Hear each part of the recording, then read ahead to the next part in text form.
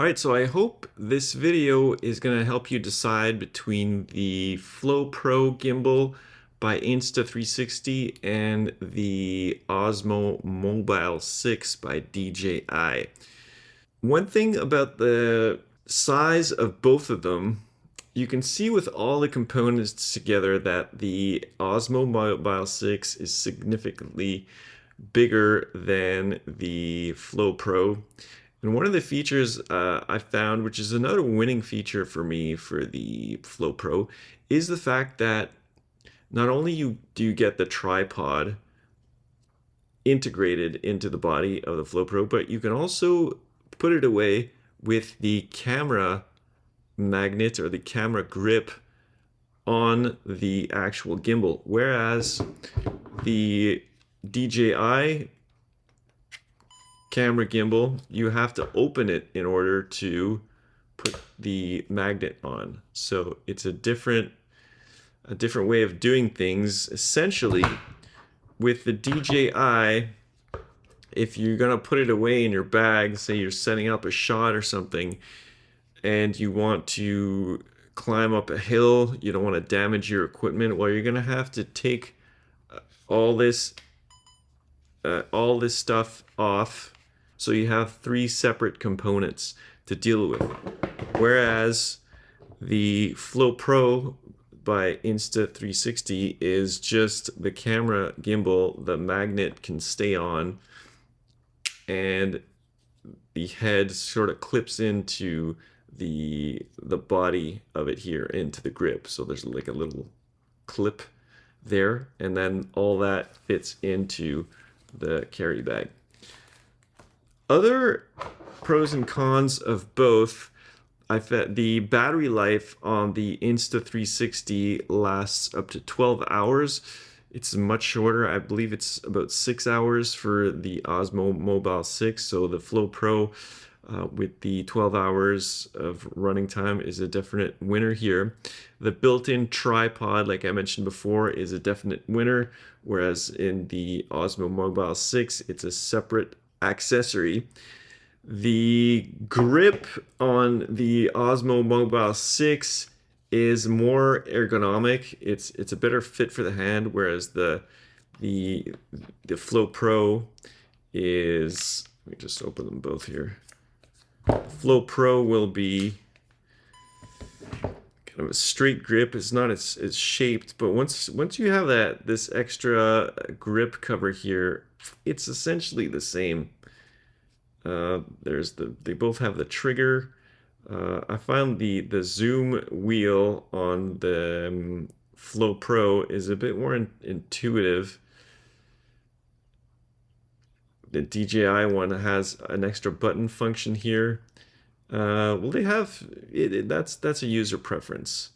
But they both have the zoom. This one has the wheel on this part of the unit, whereas on the DJI it's a separate zoom wheel, and that also has a button function. The one thing the DJI has is it has a better joystick, but it is also bigger.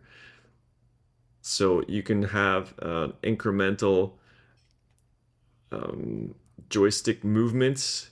So it has a certain course all the way to the top. It also can go up diagonally, whereas the Flow Pro is more like a button. You just press it up and you rely on the speed of the settings. That is going to determine how the gimbal moves, whereas the DJI has a more realistic joystick, but it is bigger. The whole unit is a bit thicker, and it's generally a bigger footprint all around. Let's move on here. The AI tracking from the Flow Pro is a little better. I found that the object tracking and the face tracking is quite similar with both gimbals. Now, where the Flow Pro wins is that it has this 360-degree rotating head here on one of the axis. Maybe you call this the vertical axis. Well, this can spin around 360. So if you're having movement all around it, That's a definite winner, whereas the DJI has a certain limit. See, it stops there, goes to here, and it stops. So that is one thing to think about. The 360 panning for the Flow Pro is a definite winner. The third-party app integration is also more sophisticated with the Flow Pro. You have, I haven't even had time to test these out, but you have the native iPhone tracking is able to interface with the Flow Pro, so you can, it's compatible with other apps like Instagram, other social media apps, which can track using the native tracking within the iPhone. So that is another plus. So the DJI has some advantages. For me personally, the Flow Pro has many more advantages. I also forgot to mention it can also serve as a battery pack for a phone. You have this extra USB-C output, so this can output power to your phone or your device, even when you're not using it for gimbal purposes. You can just have a little emergency charger in your Flow Pro, whereas the Osmo Mobile 6 just has one port to charge it. It's not an output, it's just a power in. But this one has the Flow Pro has the power in and the power out here on the head. The Insta360 is definitely smaller than the DJI, and the DJI is a lot bulkier. Yeah, well, if you look at it like this, it's kind of similar size, but the Insta360 does have this part integrated, whereas with the DJI, it's an external part. The tripod part is hidden in here. You retract that, and number one, it makes it so that you don't have this very big handle. This one has the nice big handle, but if you extend this part, you'll have a bigger handle than this. If you compare both of them like this, the Insta360 is definitely smaller. So the clip is virtually the same with the two gimbals, and they both connect magnetically, and both the gimbals fold up in a similar way. And so as far as having a compact gimbal, the Insta360 is definitely more compact. Weight, so it's similar. If you add all the parts together, they weigh about the same. So if you're a creator that's looking into a gimbal that has tracking, this one is one of your choices. So I found it did better with the face tracking and the object tracking. However, it is possible. It's very limited, and this would be an interesting gimbal if you want to do face tracking and use that feature for your videos. As you can see, it's tracking me pretty well, and it has a limit to its course. That is, it doesn't rotate around 360 degrees. Once you get into the end of the course, you kind of have to be conscious of that when you're filming. So right now I went to one edge on my left side, and I'm going to the right extremity that's on my side, and right there it went to the edge of how far it could go, and I have to stay within that radius. So for that feature, this is a pretty good camera. I found the face recognition feature pretty good. And so let's test out where I'm going outside of the frame and see if it latches back on again. So I'm going to step out here,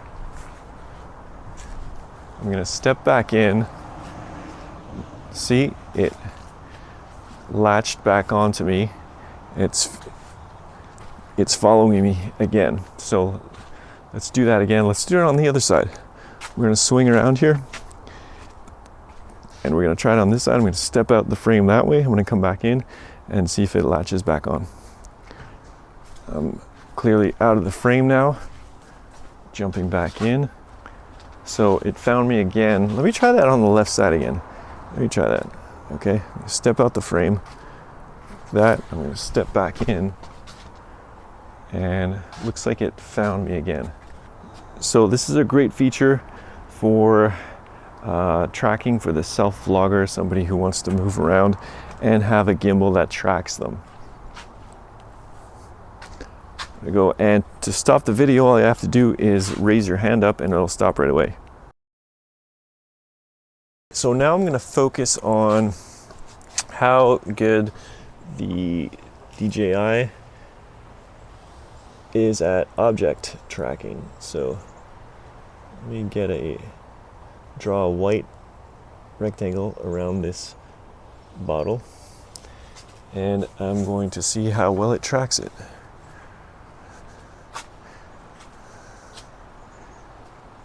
So I'm outside, the light's pretty good. It's the end of the day, it's the glory hour as they call it, really nice warm light. The light source is behind the camera, which is ideal. And I think this is how you get the best results with tracking. I have tried it indoors. It doesn't do such a good job. So I think it highly depends on light. So that is the object tracking for the DJI Osmo 6. It's doing a pretty good job. I can even put my hand in front.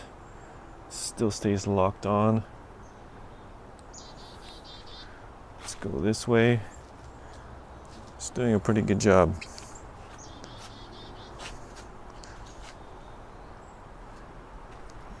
That. Now, of course, remember that you only have a certain degree that you can go to. The motor on the vertical axis doesn't go all the way around. So let me just try something. I'll try to take this off frame and see if it'll latch back onto it. Yeah, see there, it caught it again. I'm gonna do it again.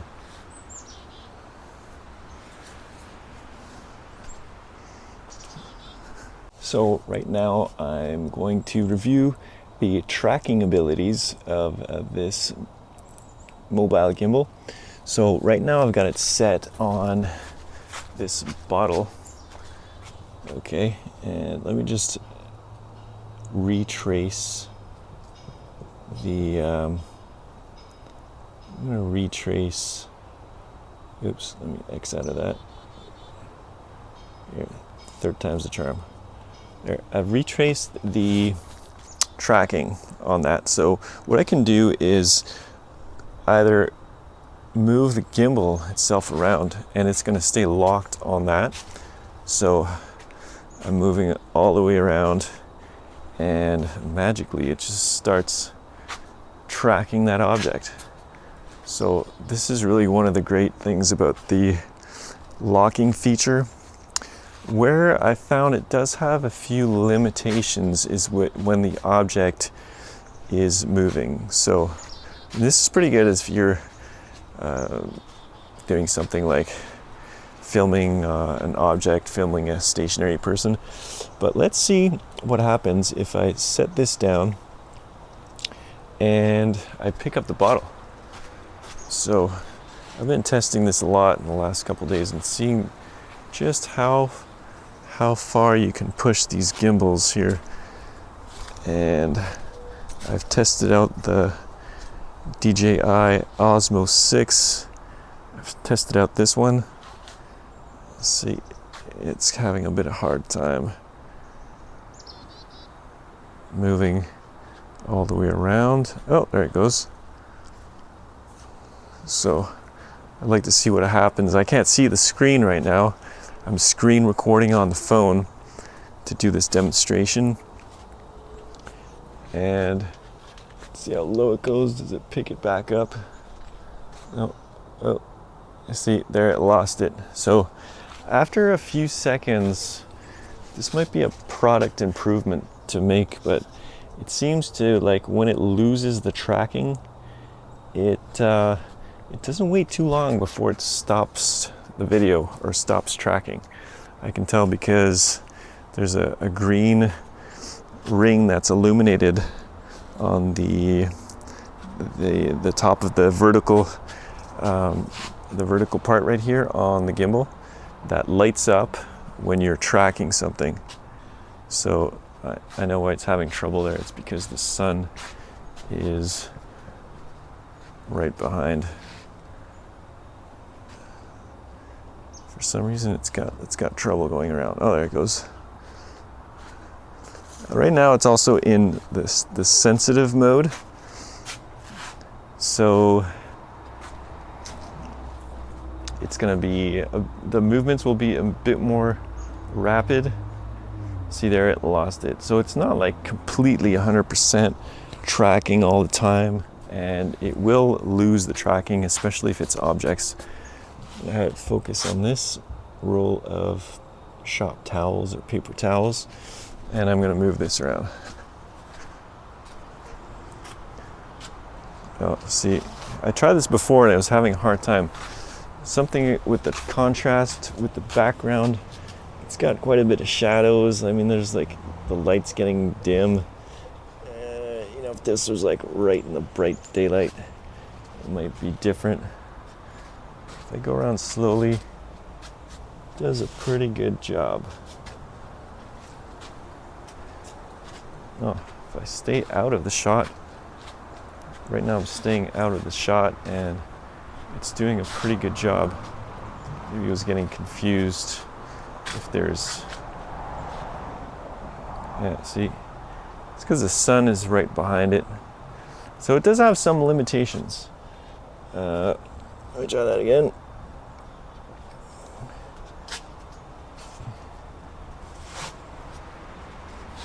Seems to be blinded by that sunlight.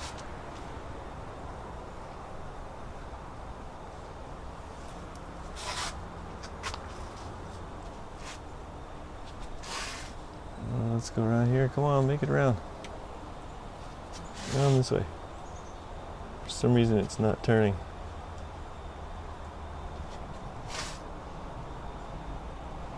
Still tracking? No. Turn around this way.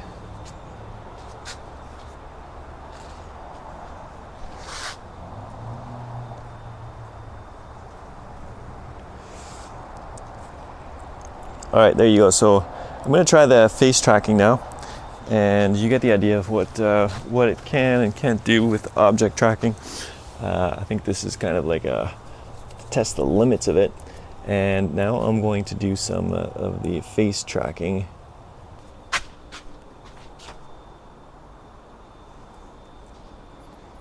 All right, so now it is tracking my face.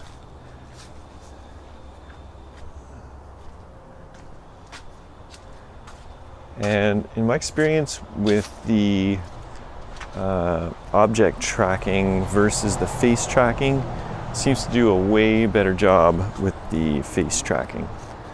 So here, even if I go way into the background here, it still stays locked on. Let's see here. Yeah, it's still locked on. Still locked on.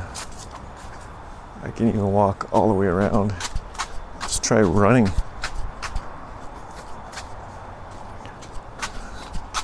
See how fast this thing can actually go.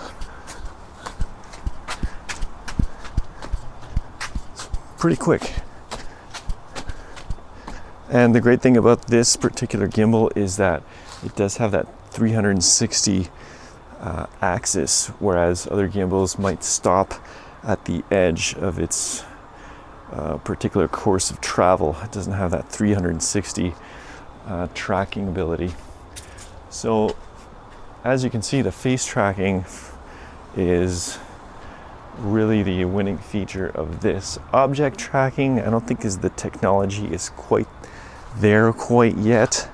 It definitely is possible under some circumstances, but do expect that you will lose tracking on objects. Face tracking is pretty amazing, as you can see.